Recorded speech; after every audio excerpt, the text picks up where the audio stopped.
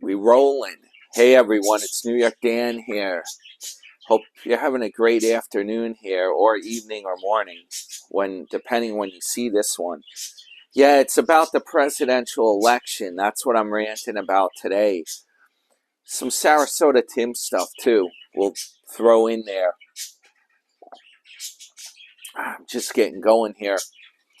Yeah, I think part of the reason why Tim has these videos that are successful, the guy is very hyper. He's very hyped up. When he gets going, he's going crazy, drinking all that coffee and being hyper. I think there's something to that. That's why his videos have a lot of views on them, even if it's about subjects that aren't really interesting. Or he keeps going to the UTC Mall. I haven't been there. I don't know what the hell that is. UTC, as far as I know, when I go on cruises, that stands for Universal Time Code. And they do that with like the ship's clock. I don't know what UTC stands for. Tim doesn't really explain that. But yeah, going to the mall, it's not the most exciting video to make. I really am surprised how many views he gets on those. He does, even when I've watched them, he doesn't really show anything super organized or exquisite. It's pretty much like he's walking around the mall, basically. Go figure. But anyway, what I am looking forward to, not to trash him completely, but he apparently is going to take a trip in that CC cruiser.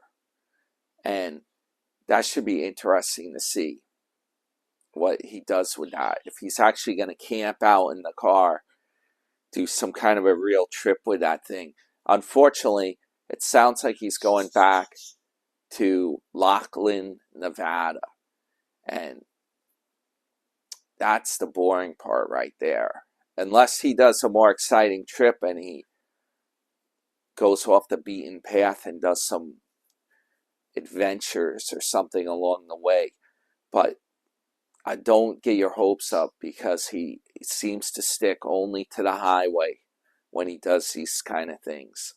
So it will be interesting. That will be more lively to watch than just his home base where he's got the shades pulled. I don't know how bad a trailer park that is, where you don't even show what's going on at the local park. That would make great content. Even if it's a crappy trailer park, just like showing us what it looks like and stuff, it would be interesting to see. I really don't know why that's so secret. Before even doing the grilling outside, I don't know what's going on. He's not allowed to do grilling, perhaps, at that park, wherever he's stationed there. Really strange stuff. But yeah, presidential elections coming up. Tim's hyped up, even more so than usual. He's hyped up on the election. He's got his signs out for Trump, all that good stuff going on, right? Well, I'm going to give you my take about this election. I had mentioned this. I did a short video where I actually used my 8-ball, and I did ask the 8-ball about the presidential election. It's pretty much a 50-50. It's like a coin toss almost. These elections, here's the whole problem. Here's what's going on with it. I'm going to tell you, I'm not going to take a side. I'm not going to trash one side or the other with this. I'm just talking scientifically about how this thing all works. This one is really tough. Now, you guys, I may not have told people, but I do stock trading. That's what I do. And there are ways to bet on the election, believe it or not, with stocks. There is a stock called DJT. It's the Donald J. Trump media stock. That does the Truth Social.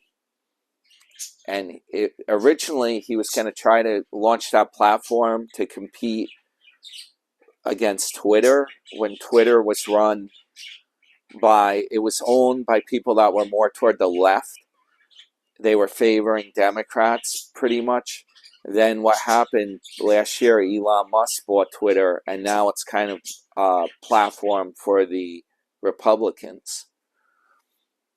It keeps going back and forth, but the whole thing is, with his Truth Social, that was an alternative answer to Twitter. So now that Twitter's owned by Elon Musk, you got to wonder how much of a need is there for the Truth Social platform, and what are they going to do with that in the future? Now, the whole thing about this platform, it all is hinged upon Trump winning. The stock, the book value of it, I've read that it's only, the real value of it is only its assets, and they're pretty much down to, if you calculate everything up, it's pretty much a zero. So there's a lot of speculation on this stock. It's become a meme stock where a lot of small-time investors are throwing money into it, or individual citizens, and it's kind of like a bet on whether Trump will win or not. It went way up on Monday. It went over 50. It went up in the 50s. Today it's back down in the 40s as I'm making this. It's all over the place. It's anyone's guess. And you can make a lot of money, but you can also get burned badly with it. I would be very careful if anyone's buying into that. Only spend on it what you can afford to lose. Because this thing, it's like a real casino play. It's not investing. This is not educated stock trading. This is a casino play is what it is. And who knows what's going to happen. If you want to bet a few shares, it's like going to a horse race. So that's one of the things going on. And this election is so hard to determine because the last couple elections have been almost a 50-50 split. We just don't know which way it can go. Now, believe it or not, I did call the last few elections correctly. When people were doubting originally when Trump ran, I actually called it. I said that he was going to win. And this was way back when the primaries were just started. And if you remember back then, they were saying that Jeb Bush was going to be like a shoo-in winner. And they had just started, and people were really skeptical about Trump. I was saying, I think he's going to pull it off way back then. But when they thought Jeb was going to win it, right? Now, get this. I also called Joe Biden to win. Back when he was struggling, and they actually had, remember Mayor Bloomberg came into the picture, and he was trying to run in the Democratic primary. I actually was saying way back then that Biden was going to be president.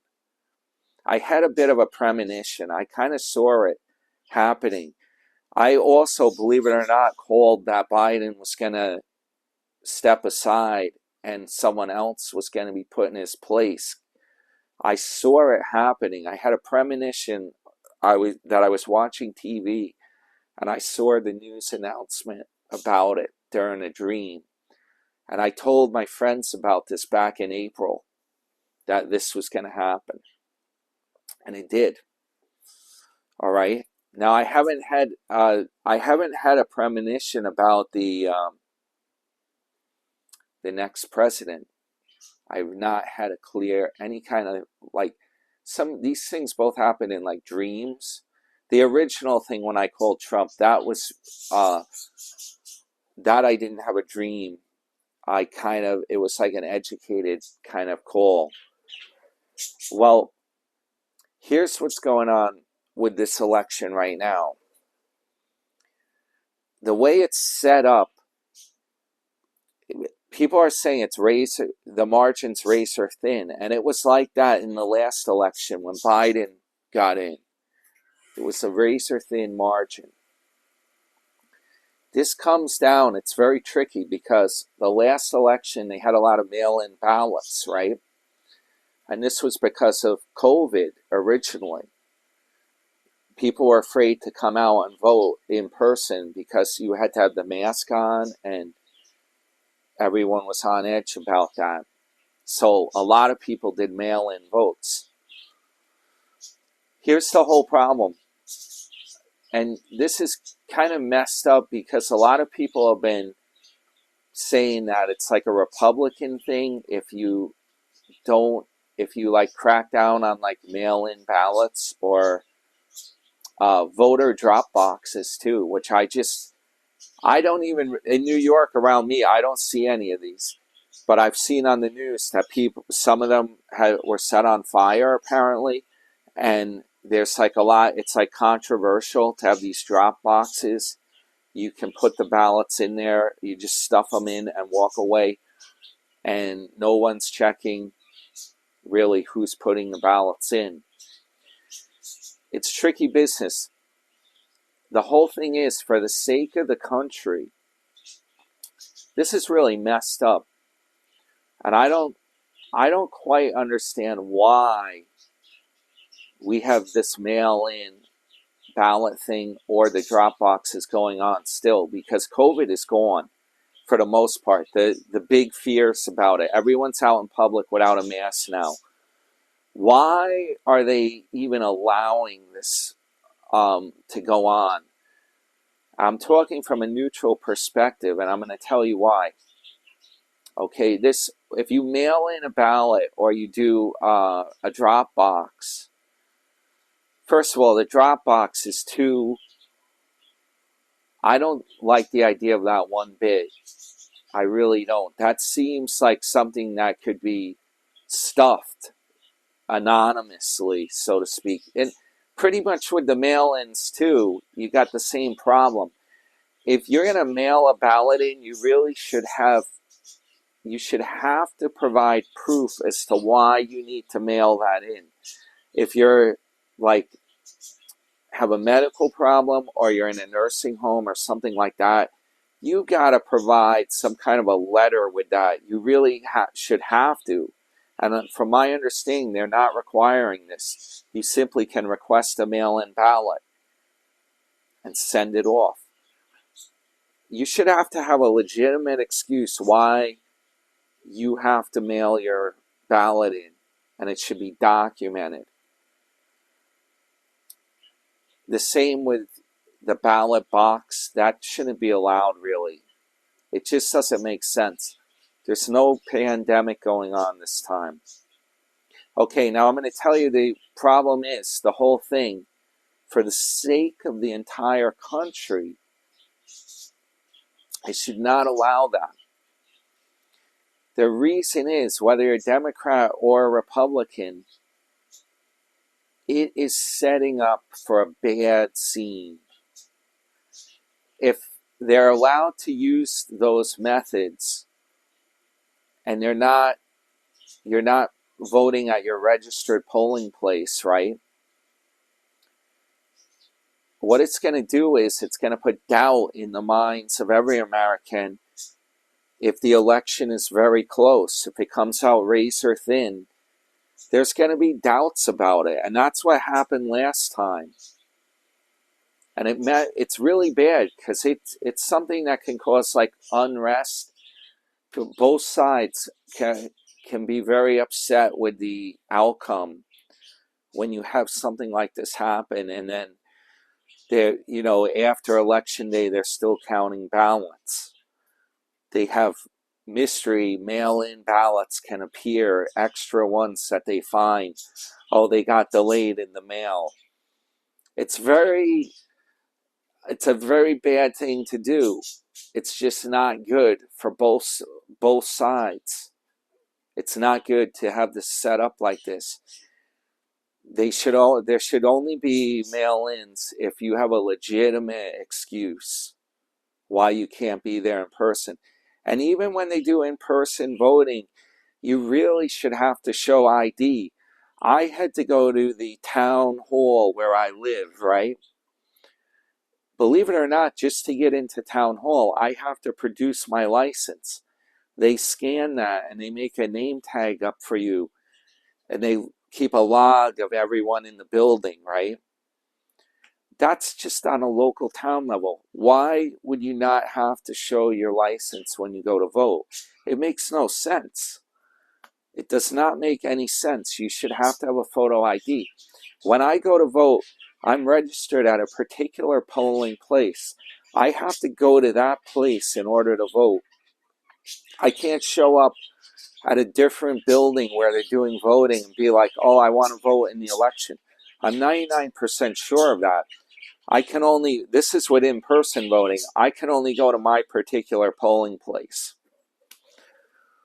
So I don't understand how they're so lackadaisical about, oh, you can do it by mail-in vote. It's very tricky, and it's messed up that people have any doubt when the election happens as to whom the clear winner is. No matter who you're voting for, you want to have like a solid feeling that that's legit. And there wouldn't be any need for all this controversy. Like if the election's thin and then one side or the other claims there was a problem with the voting. This would simply not happen if you did it by the book and had people come in to vote in person and they showed an ID.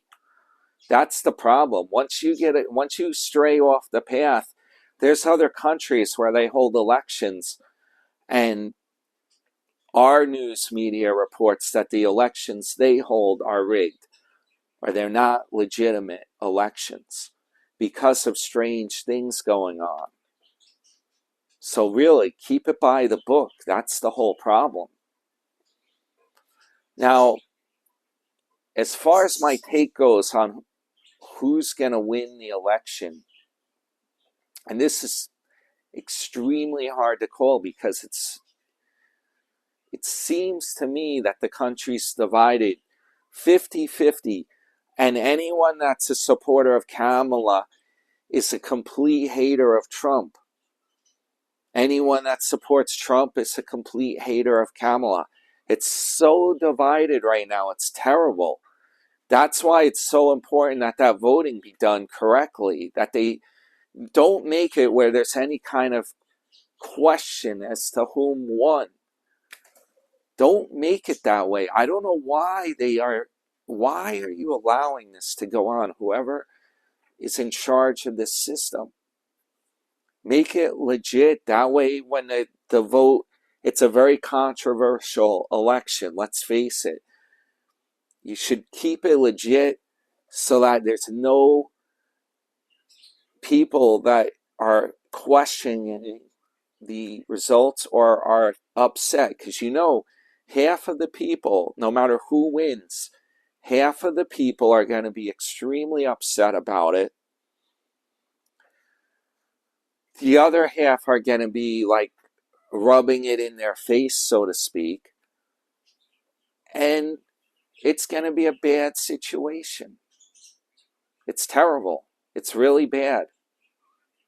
And, you have everything should be rock solid. There shouldn't be a question as to if things are correct or not. And there shouldn't be any perception that you can't trust the results. Now, as far as my take on who the winner is going to be, I'm going to say this much. The last time Trump ran, you had Joe Biden. He was a seasoned politician. A lot of people knew him. He was kind of middle of the road for a Democrat. He had a reputation and basically as a veteran politician. Trump had already been in office as the incumbent, so that gave Trump an advantage. But because people knew Biden so well, it was kind of like maybe more of an even playing field.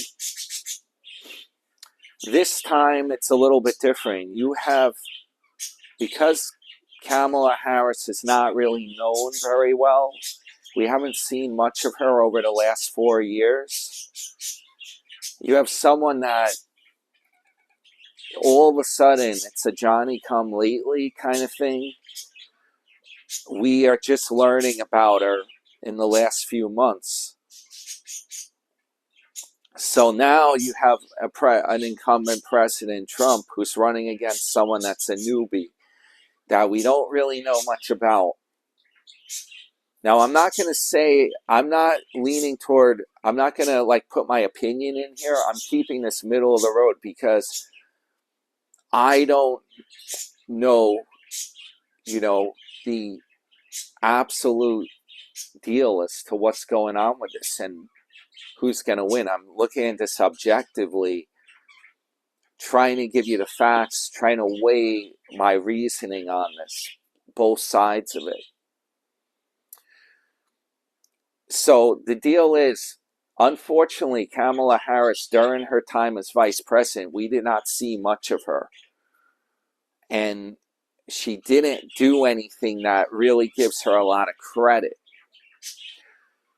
Okay, so that's a factor to weigh in on this, going both ways. Now with Trump, here's the problem he's got. He talked a lot of the things he talked about and did during his last term may have lost him some voters. And when he did the January 6th, he didn't, he questioned the vote. And there was reason for that with so many mail-in ballots. But he may have taken it too far and he caused kind of a scene. He may not have intended for that to happen, but it happened, and it was a bad disturbance, so to speak. It was not something that, it's controversial to even talk about this. Very controversial.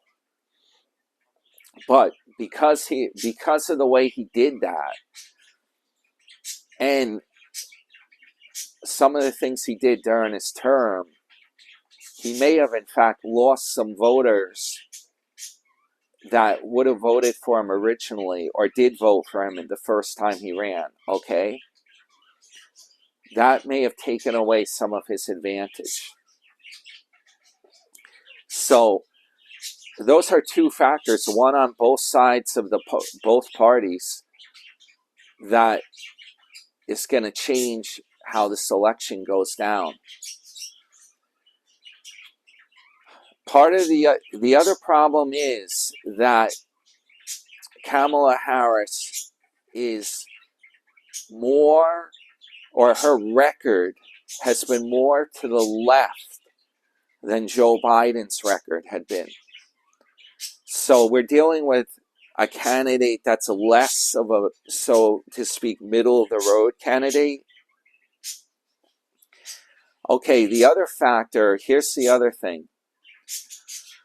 When Trump ran against Hillary was more, I would say she was a lot more known than Kamala Harris. However, this whole thing is kind of setting up the same kind of dynamic, the same kind of way. She spent so much time attacking Trump that I think some of her issues may, like her political platform, her own policies and agenda, in other words, good ideas as to why you should be president, a lot of that got buried. And I think that's what caused Hillary to lose the election. The thing is, Hillary, also, because of the way she was attacking him all the time, she kind of comes off. Here's the problem. Here's the whole thing. Not only do you have to have good policies, you also have to have what's called charisma or likability, a likability factor in terms of your personality. Forget the agenda, forget what's on that. You have to come off as someone likable. And I kind of feel that Kamala's setting herself up to be another Hillary. She attacks Trump all the time, right? And the way she talks and delivers her message, she's coming off as someone that's angry.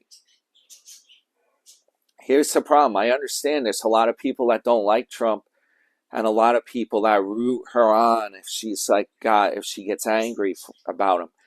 But you need to get all the voters on your side, or enough of them.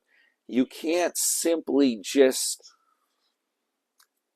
rally up the people that hate the other candidate, because guess what? Those people are already going to vote Democrat no matter who's running. So by her getting so angry at Trump over everything, this may very well cost her the election. Because I hate to say, Hillary did the same. She did the same thing. Biden did it to a point. He did do it to a point. He said stuff about Trump, but he also projected a lot of his own policies and his own ideas as to how he was going to get the economy recovered after COVID, and so to speak, things like that. How he was going to deal with the pandemic. I don't think that Kamala is doing that. Her platform and her promises are not coming out clearly. What's happening is she's giving a persona. She's emulating a persona, meaning her personality. It's coming off as someone that's harsh. No character or charm. That's what the problem is. You have to have charm if you want to be president. One thing I can say with Trump, he's got a lot of like charisma, and he does like some jokes, and he's got some personality in there. Whether you hate him or you're a supporter, he does have personality. Unfortunately, with Kamala, she's not coming off as someone with charm or personality. And here's the thing, my impression of her, she was a prosecutor, right? She deals with putting criminals or whatever, proving that someone did wrong. Okay, the thing is, when you are in that position, you have to come off as somebody that's like very critical of the person. You have to like get mad, like get mad at them basically, right? And that's what she's doing with Trump. She's prosecuting the case against him basically. The problem is when you do this, what's happening is people that are watching you and they're kind of like undecided or the middle of the road, you're also making them feel that you're someone that is not likable. That's the problem. You're someone that is like, I kind of feel a vibe coming from her. Like when I watch her, I kind of feel like she's giving me a vibe that there's some kind of bad thing going on and like I'm in trouble. The way she's talking, like she's coming off as someone, if I saw her at a party or I met her somewhere, I would feel like I don't want to really talk to her. I would feel like this is not someone I really want to know. I feel like she's angry. She's angry about something. And unfortunately, you can't be like that all the time. If you're a politician, you got to come off with some charisma, some charm. You got to be a bit friendly.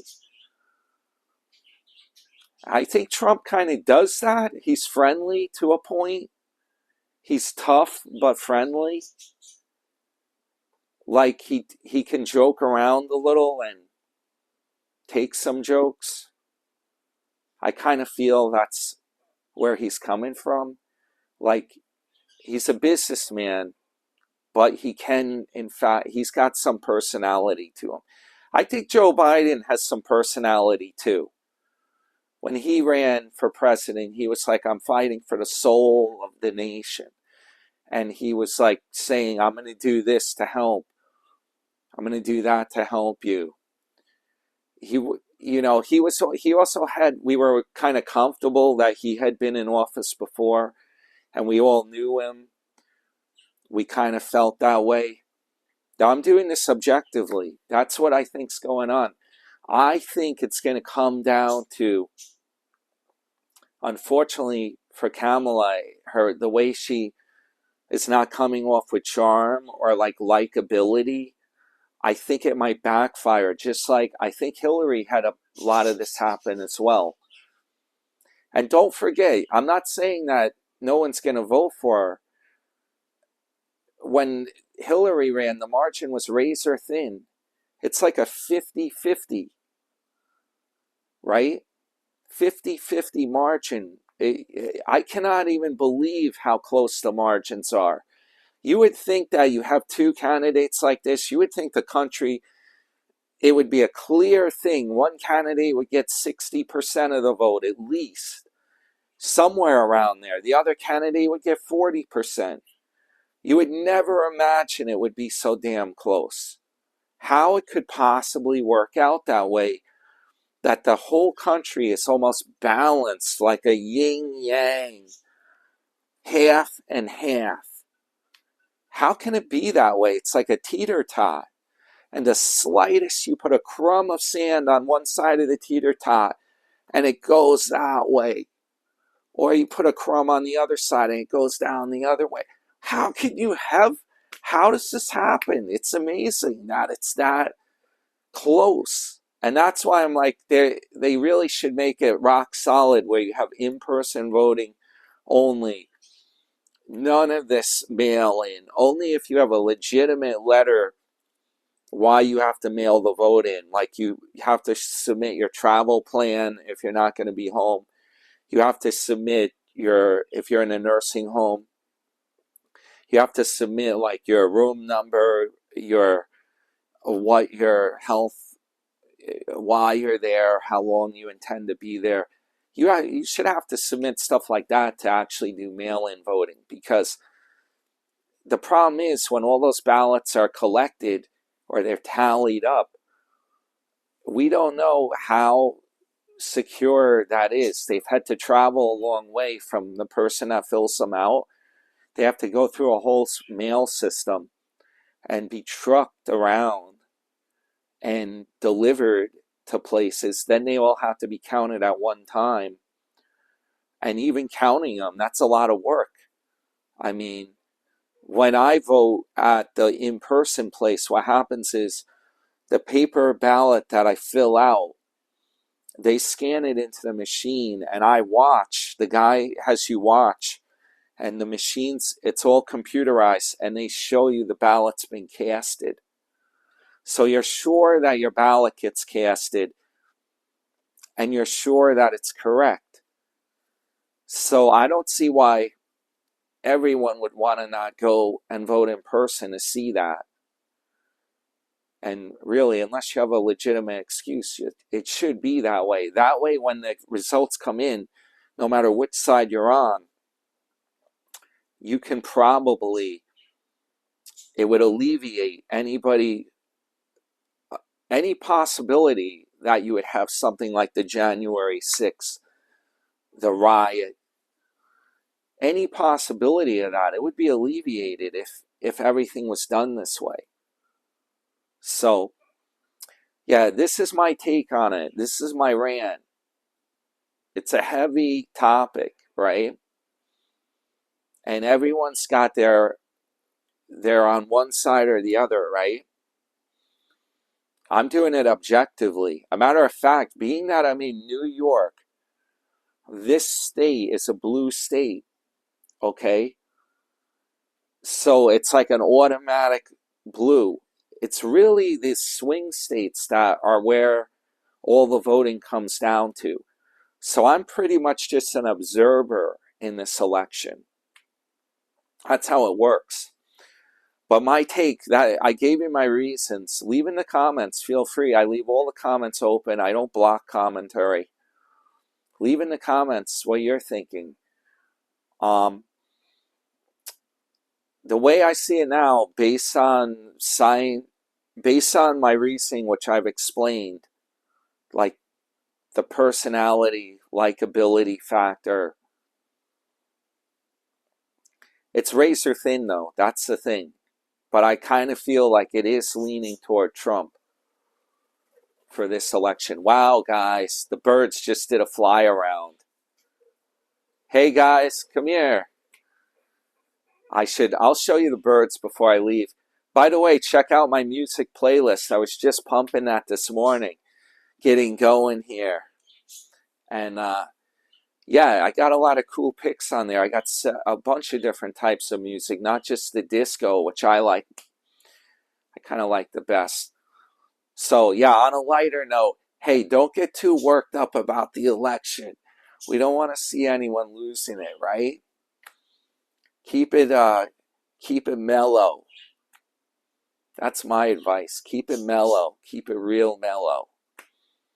Even if the other candidate wins that you didn't vote for, I wouldn't get worked up about it. There's the founding fathers set up Congress, the Senate. They have a system where you can't just, the candidates can't just go crazy. They can't just do whatever they want. They have to, everything has to be worked through. And that's the good part about it.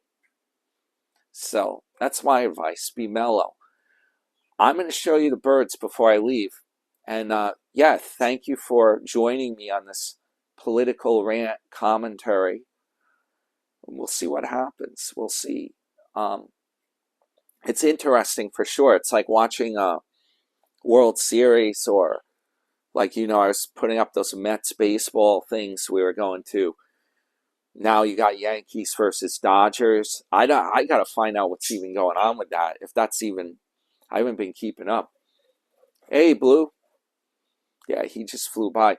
But yeah, I'm on the edge of my seat. And hey, soon enough, only a few days to go. Next week, I believe, next Tuesday is the voting, November 5th. So, yeah, hey guys, by the way, hit the thumbs up for me. And subscribe to the channel for free if you haven't already. I'm going to show you the birds right now. Well, there's something on a lighter note, right? We got to kind of de-stress now after this political journey. Hey, Blue, how's it going, buddy? Blue's out today.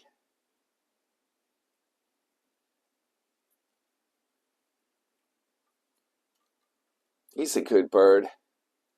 What are you up to, Blue? Are you worried about the presidential election? Gonna do some singing? Yeah, you're a songbird, for sure. Mr. Blue. Yeah, Mr. Blue. Can you believe these guys can actually talk? Yeah, they can actually talk, these guys.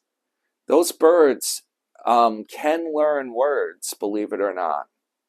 Pretty cool, huh? Just like a full-size parrot. They can learn a few words. Right, Blue? Mine haven't yet. Anyway, guys, I hope you have a great day or evening or night, depending when you're seeing this. And hey, we'll all be on the edge of our seat. And yeah, I got to do another Sarasota video soon. All right, guys, see you later. This is New York Dan.